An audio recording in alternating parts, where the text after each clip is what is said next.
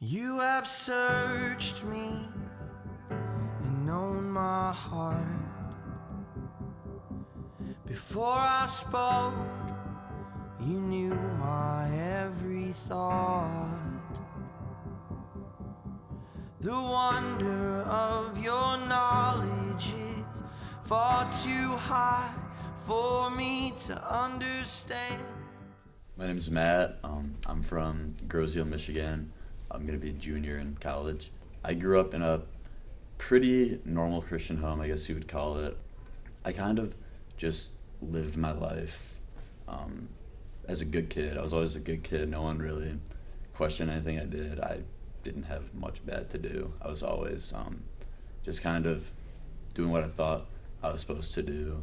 I didn't really understand what grace was. My sophomore year of high school is where my testimony really begins, I would say. At that time in my life, both my parents lost their jobs, and it was a really difficult time for our family.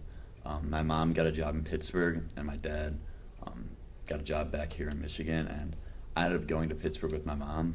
I don't know how I ended up there, but I know that I wasn't very happy about it. It came to the point where I just got so down, so beaten down, so I felt so unloved. I finished one semester at that school and said, I'm going home whether you like it or not, Mom. I can't be here anymore. She said, okay, fine, you can go back, but only under two conditions. One, you have to call me every week. Didn't complete that too well. And the other one was you have to go to Lake End camp. It wasn't until I went to camp that the Lord really kind of started to tweak my heart. I went there and was like, okay, I'm just going to skate through this week. I don't want to be here. I'm just going to kind of do whatever they ask, and I'll go home and it'll be back to normal. But that's not what happened. Throughout the week, I started to notice something weird. The people there, they're really happy.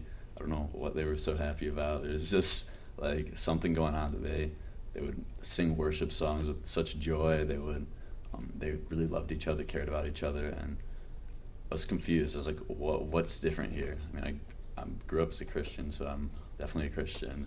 All right, that's how it works. By the end of the week, the pastor was preaching on Friday, and I don't even remember what he was preaching on, but I remember that I just broke down in tears and had to go out with the counselor, and that's where I think it was a time I really heard the gospel, heard about Jesus' sacrifice for me. That it was for me. That I grew up feeling like I never did anything wrong, so I didn't understand the depth of that sacrifice. When I went back to the cabin that night, my counselor boldly just talked to me and said, "So Matt, where are you going to church? What are you gonna do when you get back?" I was like, I don't have a church. I don't really even have a Bible. I have my adventure Bible from VBS when I was in 4th grade. And he said, well, how are you going to grow if you don't have people there who are going to love you, who are going to pour into you, who are going to teach you the way? Even have a Bible, someone to read through that with you. I was like, I don't know. So I actually texted a buddy from the football team. He looked like he was a strong Christian guy. Didn't know much about his church, didn't know much about his faith even. I was just kind of shot it out there and said, hey, Don, where do you go to church and when? It was that first pres that I really felt the love of Christ. Just the people in this church have really poured into me, have gone out of their way and not saw their own intentions, but genuinely loved me. And the Lord slowly started softening my heart as I understood the gospel more, as I understood just more and more the depth of His mercy. As I've continued to grow and just understand who Jesus is more and really begin to know the depth of His character, I'm continuing to learn more about His way and how to walk in that. The Psalm, I think in Psalm 119, it says, how does a young man keep his way pure? By guarding it according to your word. And that was a passage that really struck me, that God doesn't hide from us what pleases Him. He gives it to us in His word. He gives it to us in the Bible.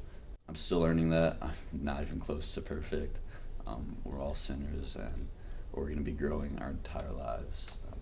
Christ has really been molding me, and I can see that looking back now, and that's a blessing. And I'm excited and thankful for the past grace He's given me, the grace He's given me daily, and the future grace He's promised.